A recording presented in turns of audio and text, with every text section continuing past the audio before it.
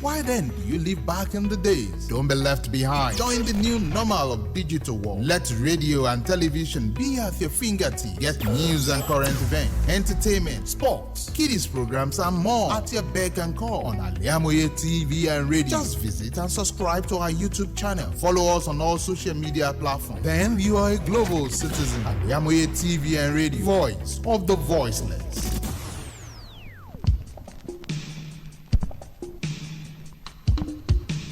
Al-IyamoyeTV Radio, Voice of the Voiceless.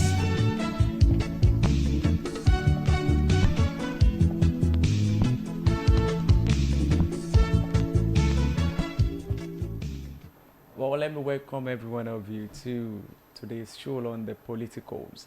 This is a program where we discuss about things that are going on around politics in Nigeria and beyond this country. Today again, we'll be checking some stories that came up during the course of the week, last week, and of course, yesterday we're going to discuss about the things that have to do with our nation, that have to do with politics as far as Nigeria is concerned. My name is Moses Okunlola. Before I introduce my guest on the show today, let's quickly see the political stories that we have.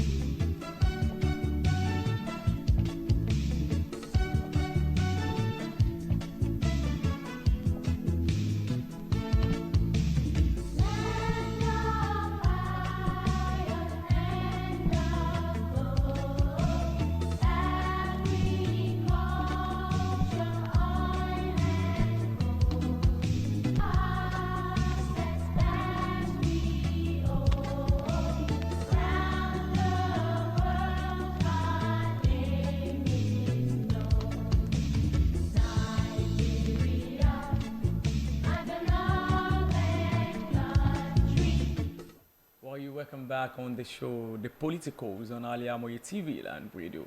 And that is the political news that we have for today. Inflation hits 24.8% as Nigerian struggles with higher food price. We also have, we will maintain petrol price without reversal. That is coming from the President of Federal Republic of Nigeria. Dino Melaye pledges justice for sacked Kogi workers. As we all know, that is a candidate of People's Democratic Party for the governorship race in Kogi State. We also have FG files 20 charges against former CBN governor Emefiele. Also, FG seek to withdraw firearms possession charges against Emefiele. Those are the political stories that we have to examine today. Firstly, let me welcome my guest on the show today.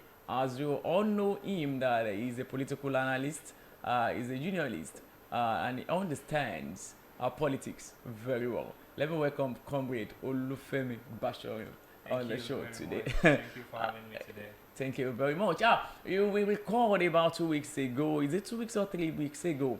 We're discussing about Governor Emefiele, the CBN governor, about the can charges against him and how the DSS rearrested him when he was being granted bail. So we're going to talk about it today as well. And most especially, we want to talk about the state of the nation, under the watch of President Asiwaju Bola Ahmed Tinubu. Are we really moving forward? Are we going backward? Yesterday, one of the APC presidential candidates, Apostle Tunde Bakari, said Nigeria is regressing from where we're coming from, that there is nothing like progress in the country since Asiwaju Bola Ahmed Tinubu took the mantle of this country. But Is it a yes or no? Those are the things we want to check on the show today. Comrade, when we're talking about the state of the nation under the leadership of Asiwaju Bola Ahmed Tinubu, what do you have to say concerning it? I think it's close to 3 months now. Well, we did not start in the best of ways. The presidency of Bola Ahmed Tinubu did not start in the best of ways, and yes, to an extent, we envisaged that we were going to encounter these challenges. The major presidential candidates in the last presidential election that we had all said that they were going to remove subsidy. Yes, which Nigerians are even expecting. So it is not something that I'm speaking about the president now, that he alone said he was going to do. So regardless of who would have won that election, subsidy removal is certain. It was certain. Now, when each person was going to remove it could be different. One person could have said, okay, 1 year into my presidency. Another person would have said 6 months. Another person would have said, I am landing in there and I am taking it off. I see that the challenges we are currently facing now is beyond what we expected. We knew that, look, the removal of subsidy is going to affect every aspect of the country. From education to transport to finance to health to everything is going to be affected, because you hardly do in a day without using any of these commodities. There is no way. You have to move from one point to the other. Even you need to cook. You even need to. So you see that it covers every aspect of our lives. To say whether the country is moving forward or moving backward, I think personally that it is still very early. The presidency of Bola Ahmed Tinubu is just about 2 months old, and it would be unfair of us to start to judge a 4-year term on a 2-month performance. Yes, I know that some people would say how Saturday is going to look like. Yes, we're gonna know it from Friday by the appearance of Friday. Yes, I know that people say that, but come on, we are talking a 4-year term, give and take. Although yes, there's still a case in court where other candidates are challenging the outcome of the election. However, if the court eventually rules that he won the election, we are looking at a 4-year term. And so if we are going 4-year and we are judging the 4-year journey just by a 2-month act already, I think that it is. But comrade, let's kindly think about this. I believe Asiwaju, why contestant for the post of the presidency, there should be a blueprint. Yes. He should have a plan.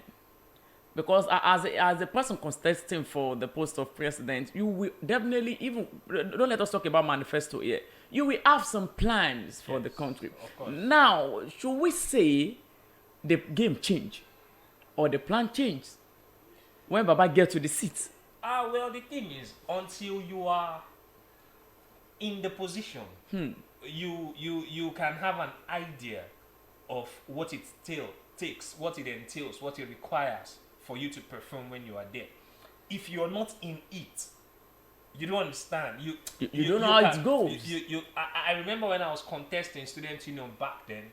We had these loads of promises and ideas in our head. Once I get it, I'll do this, I'll do this, I'll do this. I'm going to do this way, I'm going to do that way. You understand? We had very genuine intentions.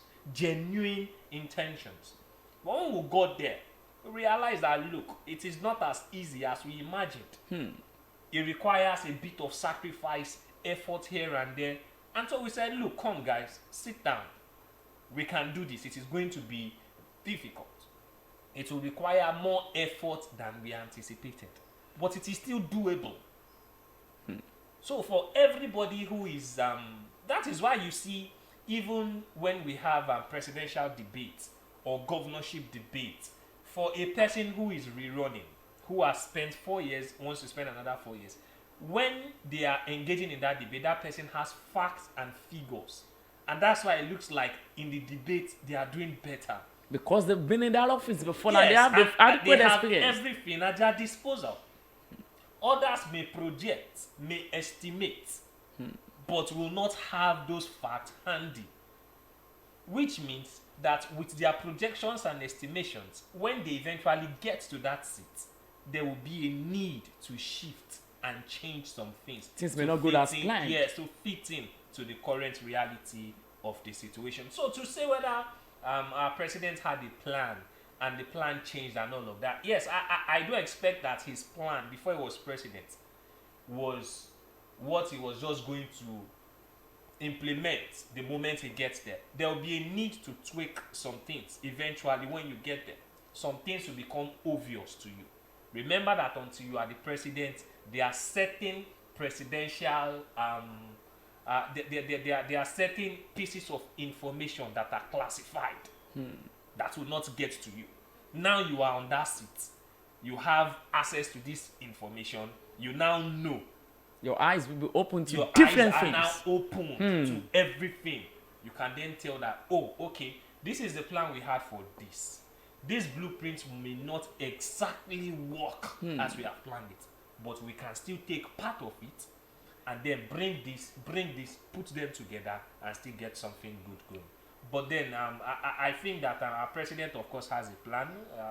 It would be unfair for anybody to believe that somebody would run for the presidency of Nigeria. I will not have a plan. I will not even have a plan. He has a plan, and I just hope that that plan is achieved, and then the plan gives us the Nigeria that we desire to see. I love the way you end that statement, that we hope that all the plans works out for us in Nigeria. As we all know, that it's not that easy to be the president of the Republic of Nigeria. Many things will be opened once we get to the office. But let's think of it. Let's talk about security for the past 2 months in the country. On Sunday, Monday, Tuesday, we heard about the news of bandits again striking again. Are we saying this is? Are we starting on a good note? Because like I said, this will be maybe we should say this is the first giant strike of this bandit. Condolences to the families of gallant soldiers who paid the ultimate price in ensuring Almost 21 got killed, and we live a peaceful life in the country. They made the ultimate price, and it is something that really broke my heart when I heard it. And even the president made a statement on it, condemning the act of the bandits. Insecurity has been a challenge even before the presidency of Bola Ahmed Tinubu. It's not like the insecurity started under him. For the past 2 presidents that we've had, struggled. Even just let me add this to it. You recall very well that during the time of President Jonathan, it's part of the manifesto of Buhari. Yeah. Now they are my people. I will talk to my people. We understand our language. But the fact is the case for a good 8 years. Nigeria is a vast country, and to tackle insecurity requires more than carrying arms and guns. It requires more than just the efforts of the Nigerian military or the Nigerian security parastatals. It requires more than that. It also requires that we enlighten the people, that we educate the people. Insecurity is a big issue, because when you are not feeling secured, you will not want to go out to look for your daily bread. You can only go in search of your daily bread when you know that you are secured and you can come back home safely. And your family will be safe as well. Safe. You can be where you are earning your daily bread, and you are safe that your kids, and you believe that your kids are safe in school. Your wife or your partner or your spouse is safe wherever they are. Your family is safe wherever they are. Insecurity is a big challenge. I see that our president, upon assumption of his presidency, made some crucial appointments. Changing of the service security. Yes, the service chiefs. And I also want to believe personally that those steps were taken to combat insecurity at the very root. We have to combat insecurity at the root. If we decide to cut the branches, those branches will grow one day. But if we tackle it from the root cause of insecurity, if we look at it, I am sure that our president in his head, would also want to see a Nigeria that is secured. He also wants a Nigeria where individuals and citizens can go about their daily lives feeling secured. So, those appointments that have been made at the early days of his presidency were tailored towards ensuring that Nigerians feel safe. Not just feel safe, but are safe in actual reality. So those appointments, I just hope, like I've always said, I hope that all these decisions, right, all these plans eventually bring us what we want to see. I have seen people, which is a very sad thing, I've seen people who celebrate these misfortunes simply because their candidates did not win the election. And so for every negativity that happens, they are always happy to celebrate it. They are always bringing it on social media, rubbing it in the face of those who supported the president during the campaign period. No, the president has won. Yes, might not have been your own candidate, but eventually Nigeria is the ultimate goal. But Bashon, I want to agree with you that it's not the problem of this incumbent president, but we just need to look at far off. Nigeria always gives room for negotiation sometimes ago. The likes of Sheikh Gumi going to consult for Nigeria, coming back, talk to the bandits, then he comes back to give us the feedback. I think that is where it's even compounding to our problem.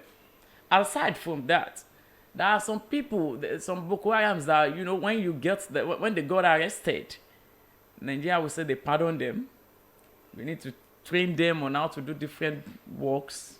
And later they will come back to join the military.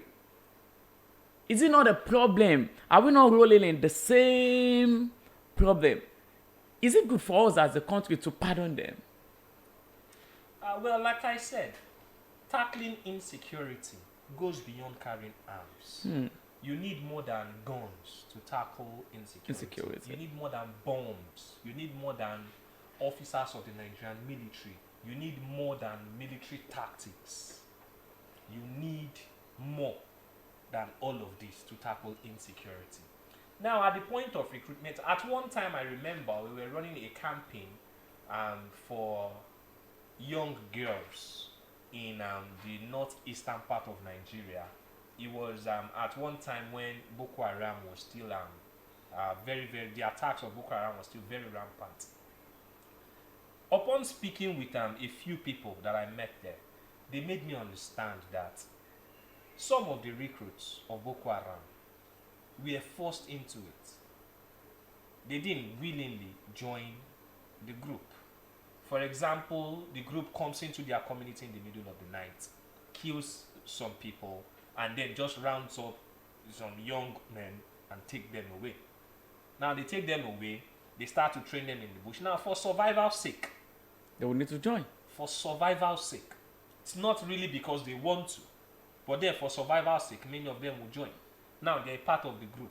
Eventually they are arrested or they are captured during a face-off between the group and then the Nigerian gallant officers of the Nigerian military. Some of them are arrested. And of course, they tell their stories that, look, I didn't join this out of my own will. I was forced into this. So but if you give me a way out, I'll change. I am willing to renounce my membership. Okay. But if you're giving me a way out, you also need to empower me with something. Do not just throw me out all like that. Empower me with something. Give me a skill. Now, okay, some of these people have been battle or have been gun tested. When I say gun tested is they've been trained how to hold a rifle, how to cock a rifle, how to aim, how to shoot. Now, this is a skill that they have developed, even though it might have been against their will or desire in the first place. But they have the knowledge. But now they have the knowledge. And then the Nigerian government could say, look, how do we tap into this knowledge? Remember that these guys were members of that group initially. They can also help with intelligence. They can give us intel as to how food is supplied to the group. Sure. How ammunition is supplied to the group. Who are the leaders of the group? At what time do they come? when do they go? What is the architectural structure of the group? Who is the commander? Who is this? Who is that? Do you understand? If there's to even develop a military tactic, you need intelligence. That's why you see that sometimes you're going in to make an attack. I'm talking military attacks. You see that they have military formations and all of that. You're not just going in. There will have a plans for and months. All of that. And it's because you need intelligence. Now, the intelligence that these people... Now, I don't know how all of this might have happened. I'm just projecting and telling you how. Of course, by one or two discussions that I had while I was there. But then, in between, there were also some faults. The Nigerian government, at that time, did not sincerely let the citizen and populace know exactly what was going on. And the reason why they need to go up there. And so people felt like there was a compromise in between. At one time, I felt like that too. Because, look, you're doing this, we are just hearing stories here and there. We are seeing the flames. Maybe we are not seeing the fire, we are seing the smoke. The flames, and we are afraid. And we are hearing stories. The Nigerian government are supposed to just take the bull by the horn. Say, look, this is what we are doing. We are doing this, we are doing that. We assure you that we are on top of this situation, as we have always been told.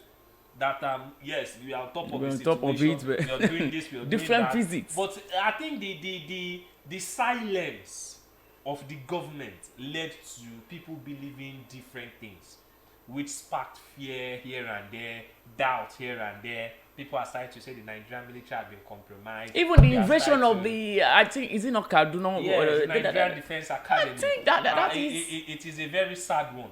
A very sad one. But until tomorrow, we've not been able to see the culprits. I am sure that such will not, or let me not say I am sure, I believe that such will not repeat itself, because it was really a national embarrassment. And, I just believe and hope that such scenario will not happen. Yes. While you are still on the Politicos on Al-IyamoyeTV and radio, let's quickly go on a commercial break. And once we're back, we talked about some other interesting stories in Nigeria. Most especially, we talk about the suspended CBN Governor Godswin Emefiele. That has been that the federal government request for the withdrawal of the case against him, and even introducing new 20-count charges. We'll be back shortly.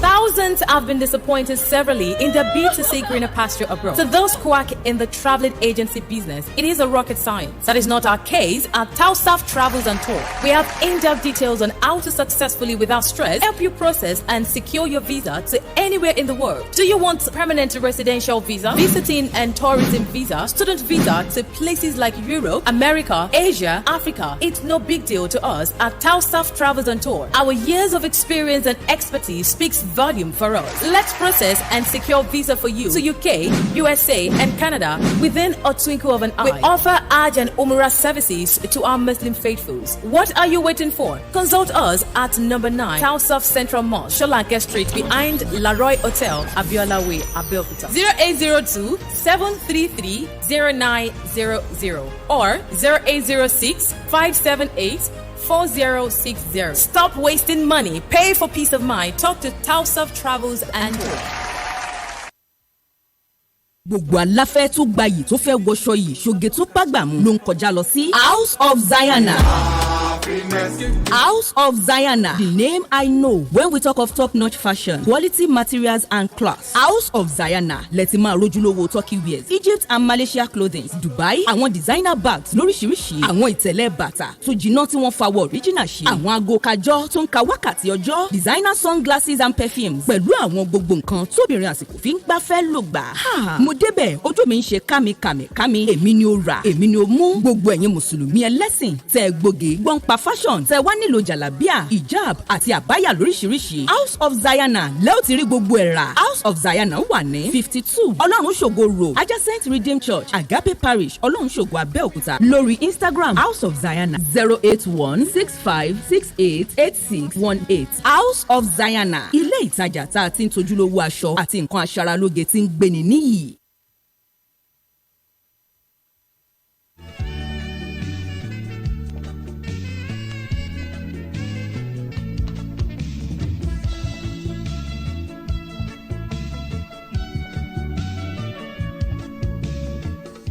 Welcome back. You're still on the Politicos on Al-IyamoyeTV and radio, where we're talking about things that are going on around the politics in Nigeria. Yesterday,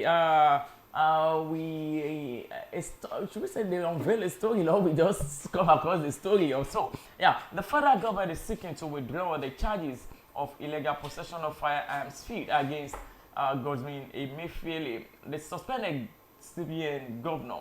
The federal government on Tuesday, the Federal High Court in Ikoyi, Lagos, made an oral application to withdraw the charges. You recall that on the 25th of July, Mr. Emefiele was arraigned on 2-count charges: illegal possession of firearms and live ammunition. He was also granted a bail of 20 million naira, however, in violation of the court order, asking that he be detained at the Nigerian Correctional Service pending fulfillment of his bail conditions. The SSS were arrested. Mr. Emefiele immediately stepped out of the courtroom. He was rearrested after officials of the two federal agencies engaged in fight over the custody. At the last sitting, the court had the application of the defense, which is seeking to have the charges dropped. That is where I'm going. Is it not looking like a drama? The federal government alleging someone of 2-count charges, possession of firearms and live ammunition.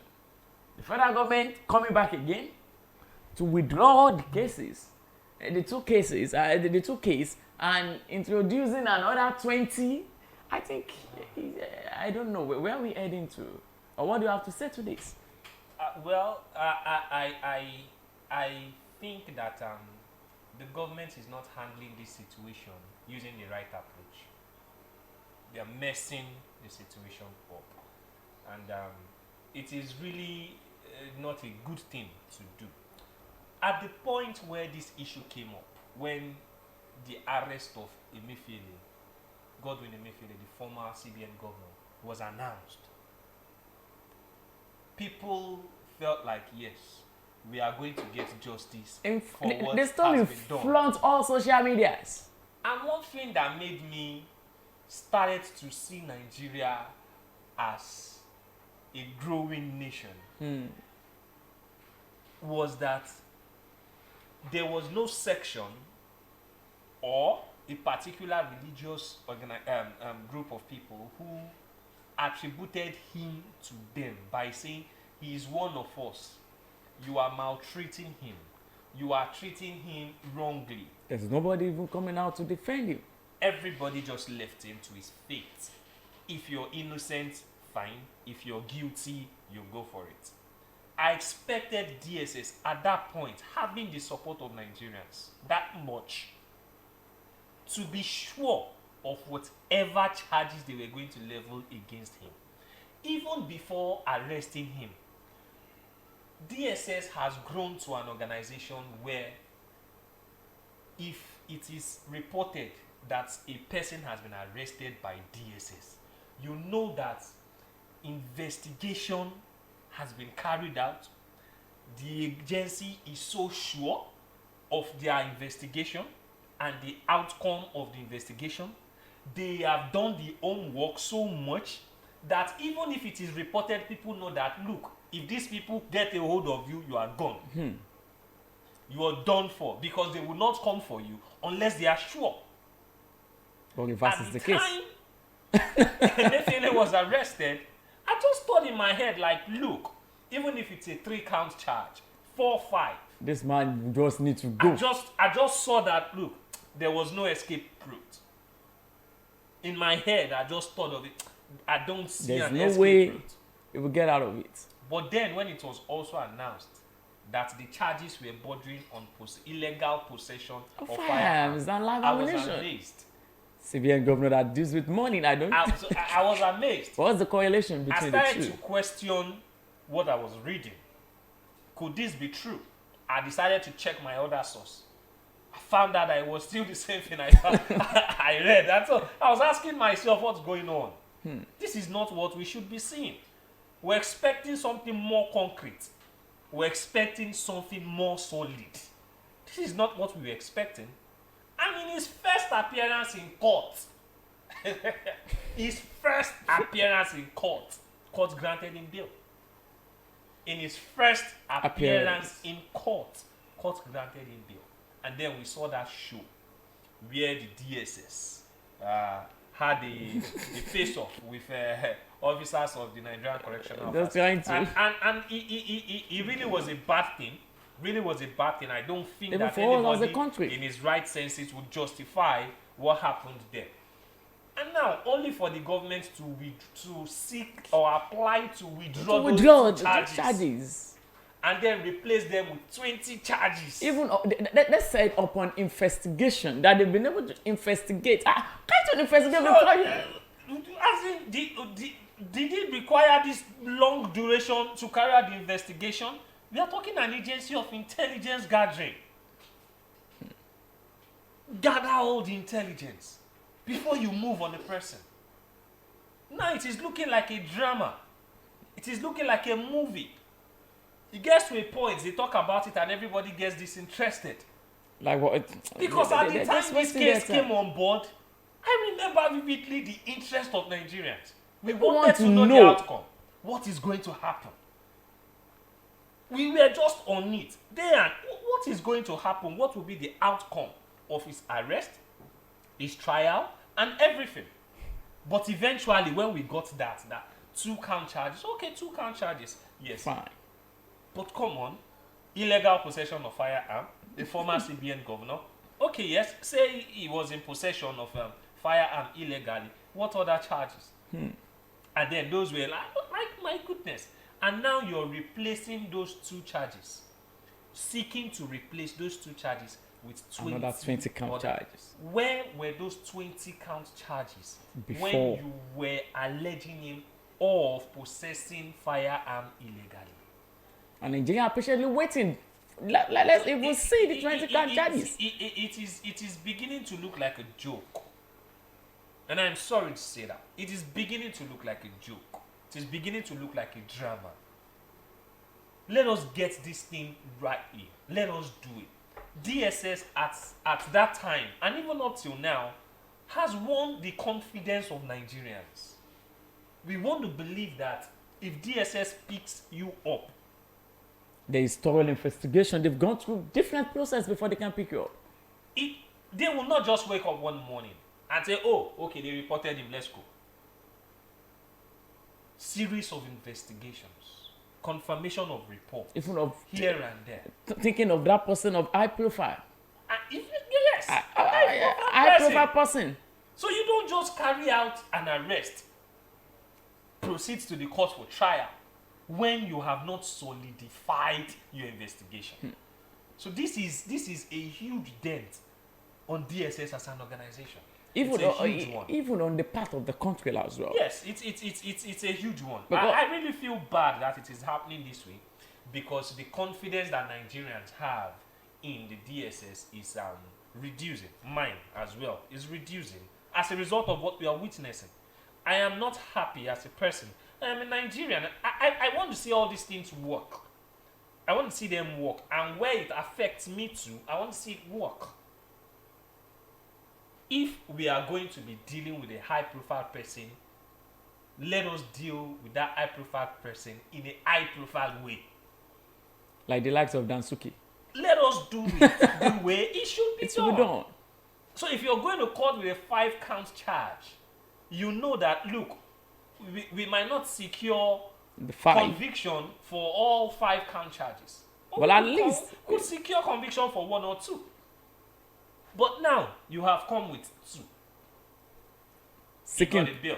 seeking for withdrawal. You're seeking withdrawal to replace them with 20 that have not even been made known to us. We do not know the charges already. But as a Nigerian, just let me. What do you expect? What do you expect should be part of the 20 count charges, or even before that 20 count charges? In his first arrest, the mind of Nigerians all over, they arrest Emefiele. What we expect was allegation of burden of financial misappropriation. That's all. This and that. Yeah, was what many people thought. I had it in mind also. Like, okay, let me imagine what could it be.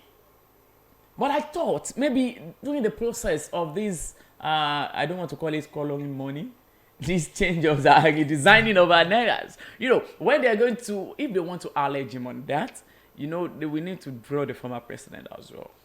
Well, the thing is, the CBN governor reports to the president, and I don't think that I may be wrong, but I don't think that the CBN governor implemented any action without the approval of the president. Then I'm thinking. And so if you drag the CBN Emefiele definitely refers you to the president or the document that approved all the actions that he carried out. Definitely, I hope that should not be part of the count charges.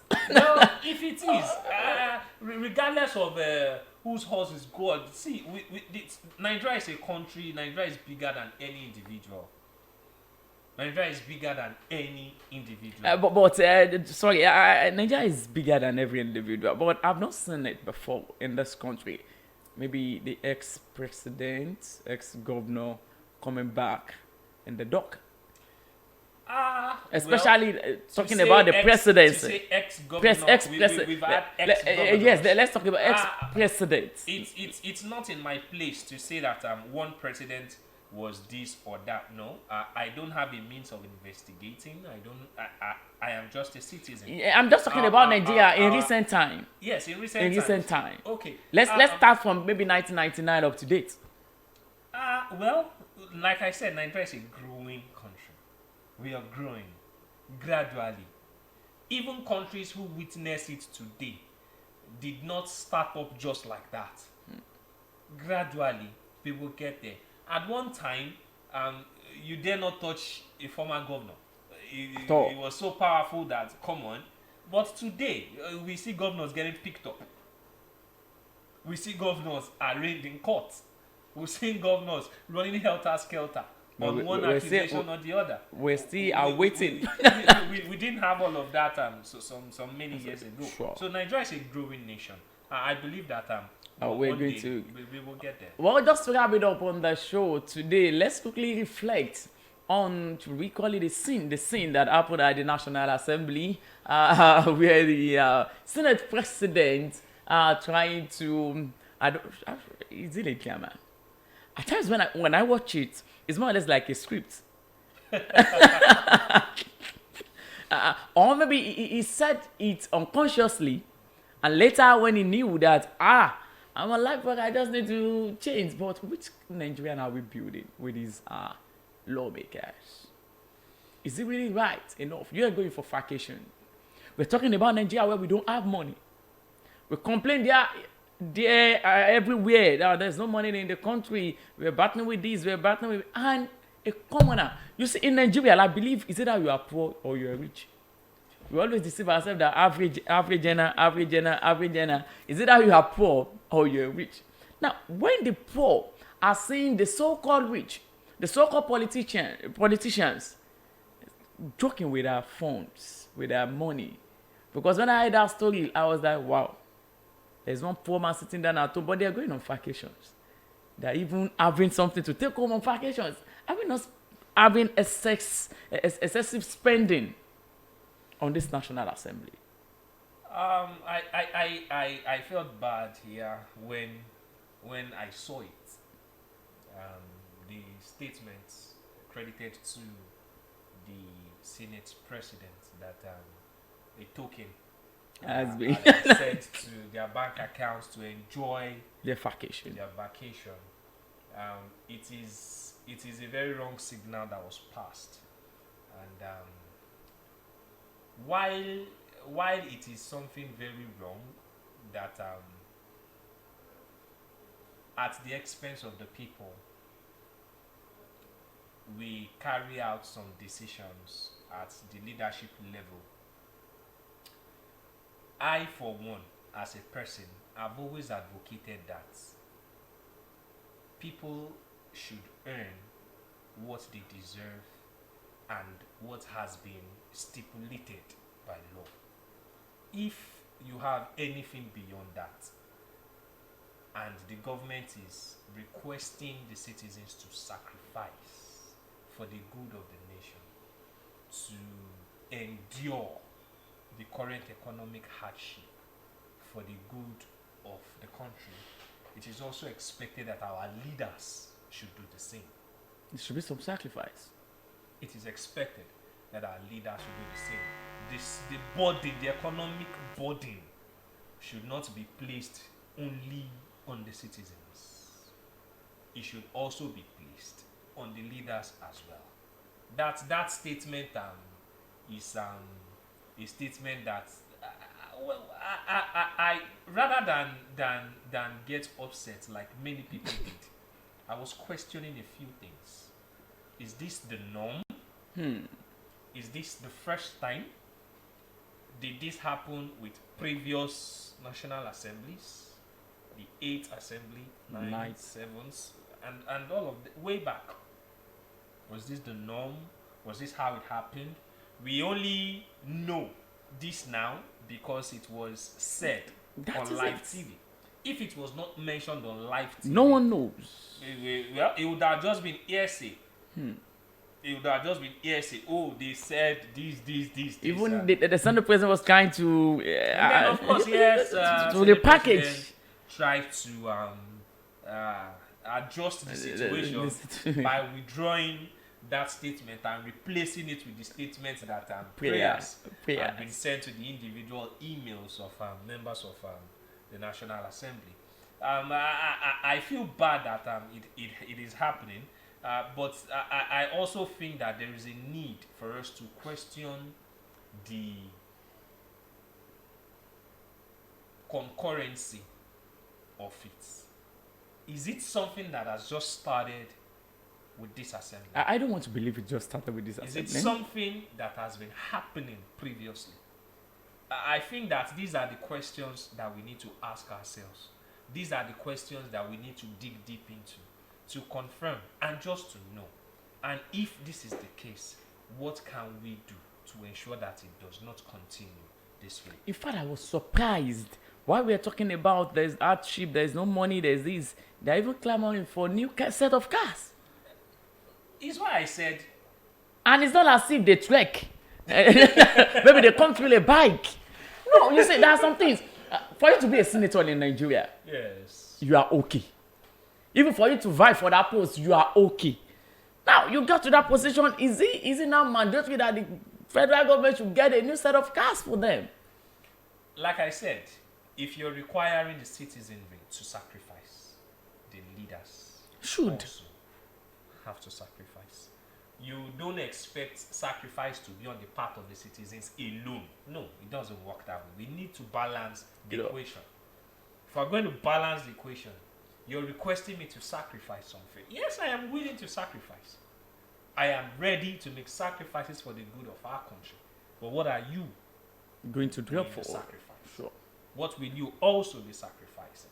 And so you should not be living large and requesting me. Although, yeah, you may be living large on your own money that you have legitimately earned. Of course, if I have legitimately earned 100 million naira, I have the right to spend it as I want. Fine. If I want to get a car of 100 million naira, I can because it's my other money.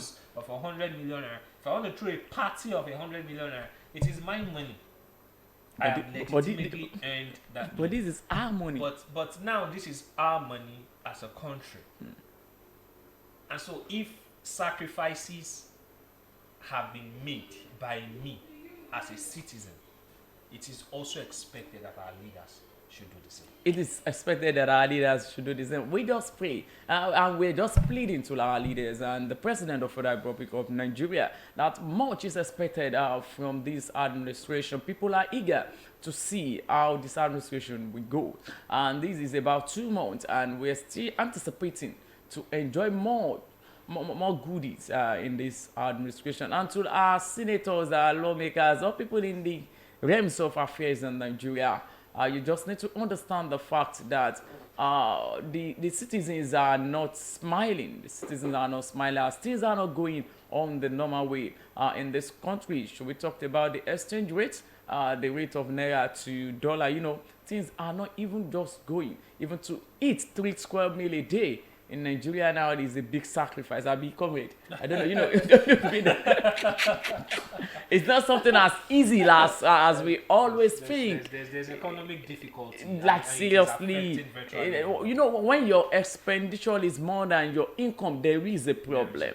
So what we pour out, what we spend on a daily basis, monthly basis, is even more than what we have as our income, and that is a problem which we are begging the federal government to look into it. Well, that is where we're going to draw the curtain of the show today. Once again, let me especially appreciate our guest on the show today. Comrade, thank you very much. It took me about 2 weeks to to have him on the show today, and I'm hoping that, and just let me book now, that I'll have him on the show next week, Wednesday, so that he will just put me part of his plan as well. Thank you very much, Comrade, for coming on the show today. For having me. Also, let me appreciate those that we work together on the show today. Till we meet next week on the Politicos. My name remains Moses Okunlola. Thanks for watching.